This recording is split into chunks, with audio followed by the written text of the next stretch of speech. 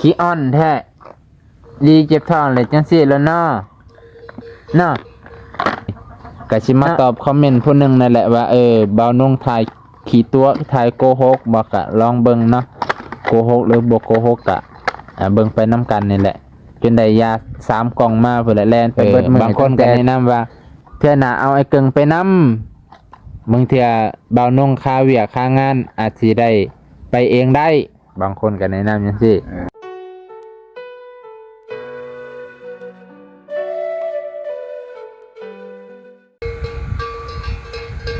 สบายดีพ่อแม่พี่น้องลุงป่าเบิดสุขุสุคนที่เคารพเช่นเก่าเช่นเคย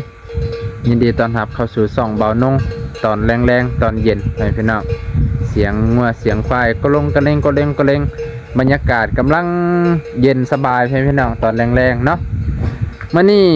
ก็ได้เฮ็ดภารกิจของการไปต่อยานางร้อยก็ถือว่าสำเร็จเสร็จสิ้นพ่อแม่พี่น้อง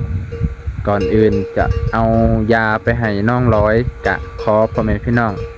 กดไลค์ให้นี่เด้อพ่อแม่พี่น้องคนละไลค์เพราะเป็นกำลังใจให้เนาะแต่ว่ามื้อนี้บ่าวน้องก็มาเฮ็ดภารกิจสำเร็จเสร็จสิ้นว่าซั่นเถอะหลังจากบ่าวน้องถ่ายช่วงเช้าก็มีผู้หนึ่งมาคอมเมนต์ในช่องบ่าวน้องว่าเขาถ่ายเหมือนโกหกยังไงไม่รู้ประมาณนี้นะถ้าเบานงโกหกหรือขี้ตัวกะเบิ่งตามความเป็นจริงเนาะไปพี่น้องบาง FC กะ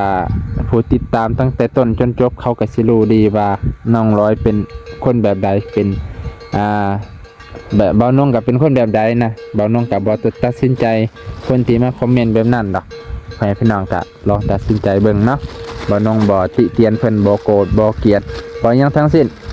ขอเฮ็ดคุณงามความดีต่อไปสิ่งใดที่เฮาเฮ็ดได้เฮาก็เฮ็ดสิ่งใดที่เฮาเฮ็ดบ่ได้เฮาก็บ่เฮ็ดไปพี่น้อง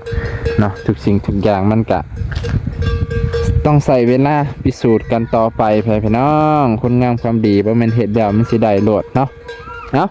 มื้อนี้บ่าวน้องก็เลยเอายามาให้น้องร้อย3กล่องพี่น้อง3กล่อง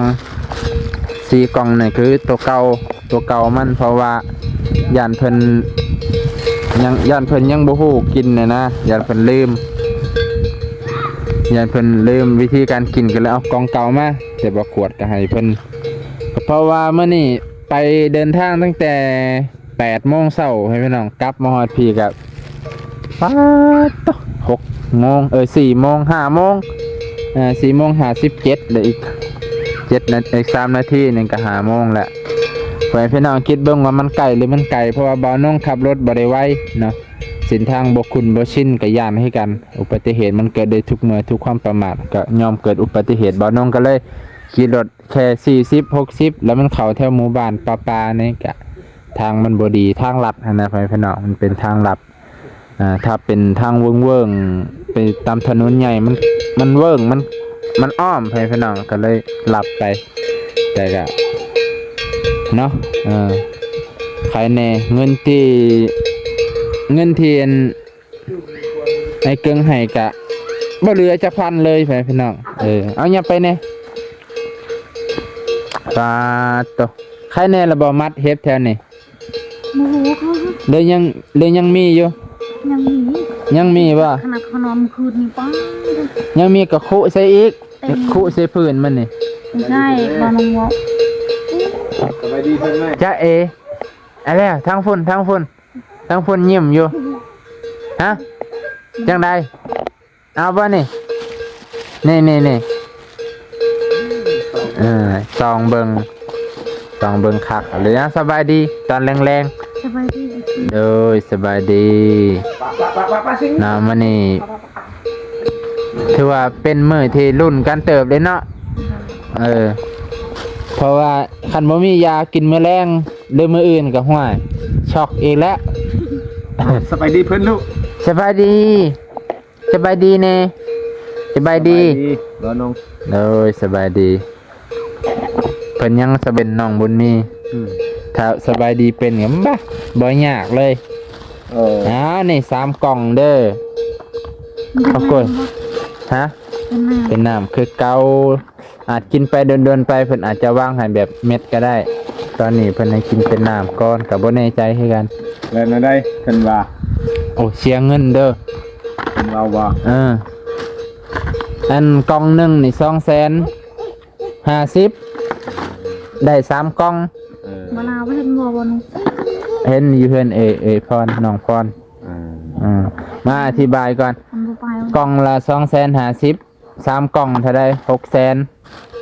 700,000 770,000 700,000แต่เพิ่นเอาแค่1,000เดียวค่อยคิดว่าเอ้าคือว่าฟรีคือบ่เห็นฟรีป่ะเด้ซุนเจ้าบ่ได้ไปนำบ่ก็บ่ฮู้คือกัน มันบ่แม่น ก็บ่แน่ใจถ้ามื้อหน้ามื้อไหนก็คิดว่ามันบ่ฟรีก็ลองไอ้เกิงไปนำเบิ่งก็ได้บางเทื่อมันสิได้ฟรี ก็บ่แน่คือกันเนาะของซื้อของขายเพิ่นก็หายหลายกล่องเพิ่นก็อยากเอาเงินแหน่แหละเนาะ โอ้ย ค่าน้ำมันก็พอดีจุบ100,000ไปกลับพอดีเลยอีก50ข่อยกินเผลอ แล้วแต่นะฮะ แต่บ่เป็นหยังอะไรจังไดเฮาฮู้จักกันบ่ ดีใจแล้ว ดีใจเลยแนมหน้าแม่อีกความ3กล่องสิกินได้จักทิศ ว่าได้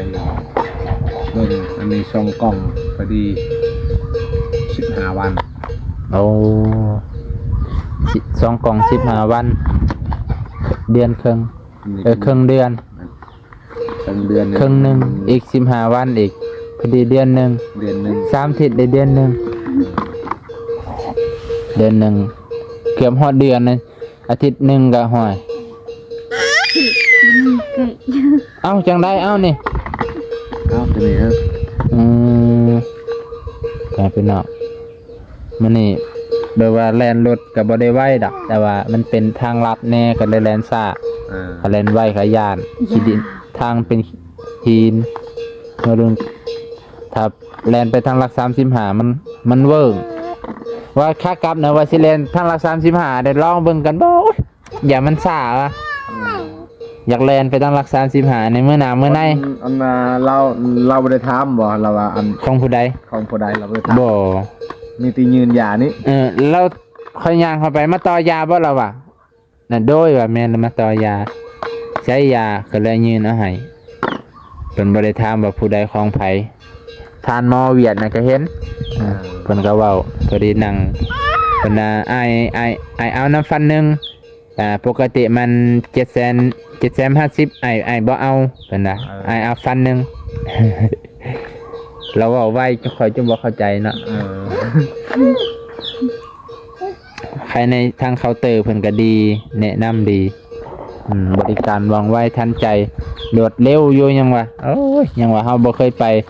เถอะจนเลยเพิ่นได้เลยไปในหนึ่งเอาแล้วจนสิฮอดอันบริษัทนิคอนกล้องบ่แม่นละเด้อเพราะว่าถามคนแถวนั้นว่าอัน ก็โตยูชิโน่ลูก พระเจ้าว่าเส้นทางกับสวรรค์เขาก็เลยแล่นรถไปทางพุ่นป้ายมันเพิ่นลืมแนมว่ามันอยู่เบื้องซ้ายมือขาแล่นเข้าสวรรค์ มันอยู่ทางนี้ เบื้องซ้ายมือขาแล่นเข้าถ้าขาแล่นออกครัวเบื้องลูกสาวเพิ่นขี้อ่อนแท้ดีเจ็บท้องเลยจังซี่แล้วเนาะ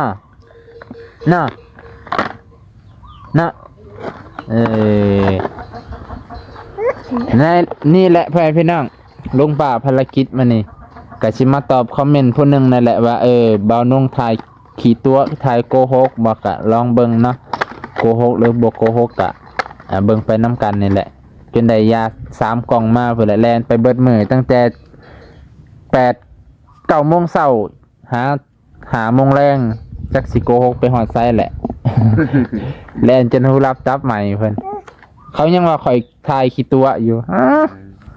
คนเฮานี่เอ้ยนะ 14บ่พอเว้า FC บางคนดอกว่าบางคนเพิ่นก็บางคนเพิ่นก็ว่าเอาไอ้เกิงไปด้วยบางเทื่อค่ายาเพิ่นจะบ่เอาเงินนำบางคนก็ว่าบางคนก็แนะนำว่าเทื่อหน้าเอาไอ้เกิงไปนำ บางเทื่อบ่าวนงค่าเวียกค่างานอาจสิได้ไปเองได้บางคนก็แนะนำจังซี่บางคนก็ว่าอิหยังนั่นแหละ โกหก บ่โกหกนะเฮาก็บ่ได้ติเพิ่นดอกก็แล้วแต่เพิ่นแล้วแต่พอบอกฟัง บางคนก็ว่าสู้ๆให้กำลังใจบ่าวนง ก็แค่ได้ ไก่มันเนาะนาบุญมีเนาะเอานี่ หลังจะว่ากู ไปอ่ะ ไผว่าบุญมีน่ารักน่าชังเพิ่นพี่น้องกดไลค์กดแชร์กดไลค์รัวๆเลยนี่คันมีหลายไลค์กดคือสิดีเนาะกดติ๊กติ๊กติ๊กติ๊กติ๊กติ๊กติ๊ก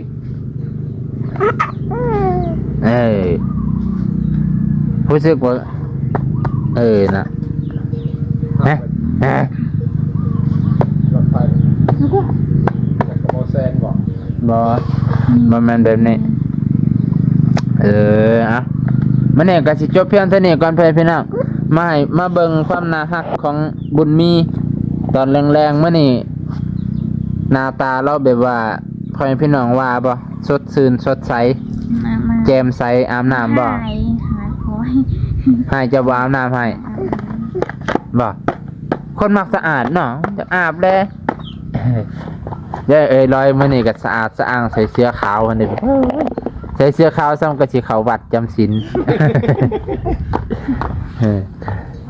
แบบนี้แหละดูสะอาดขึ้นไปพี่น้อง เราไปจังน้ำยาที่กูกลัวยอกกระดูก เพิ่นเบิ่งแนมหาแต่พ่อลูกเพิ่นกันได้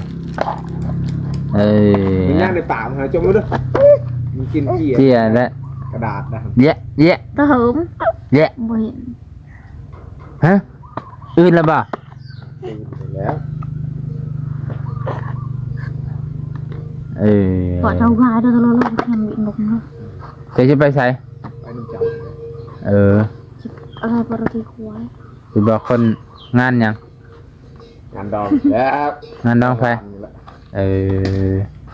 ตรงงานดอนออนไลน์เลยเพราะว่านี่ก็มีคนมาบอกหยอกเนี่ยก่อนสิเมื่อหยอกเนี่ยให้ก็ให้นะเดี๋ยวนี้อยากหยอกนะอยากหยอกอยากให้แห้งบ่อยากให้คอยแห้งบ่ จะไป ไปน้ำพอแล้ววันนี้โอเคสำนี้แหละ สบายดีสบายดี สบายดี